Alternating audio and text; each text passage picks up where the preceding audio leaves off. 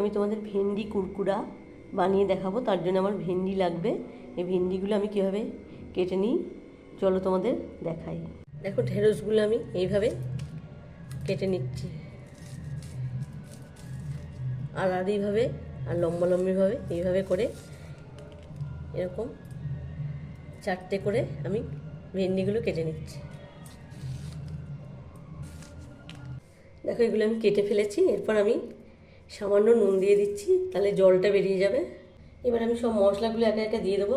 দেখো জিরে গুঁড়ো, লঙ্কা গুঁড়ো, হলুদ গুঁড়ো, ধনে গুঁড়ো, চালের গুঁড়ো, বেসন, আদা বাটা, তোমরা এতে রসুনও দিতে পারো, কিন্তু আমি রসুন ছাড়াই আজকে করছি, আর আমচুর পাউডার। জল কিন্তু আমি একদমই দেবো না।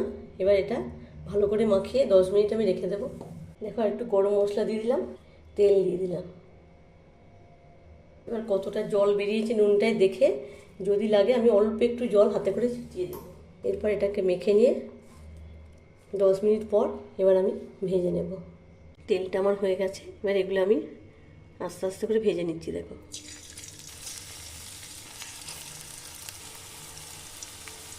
বন্ধুরা, দেখো মজাদার ভিন্ডি কুরকুরে আমার একদম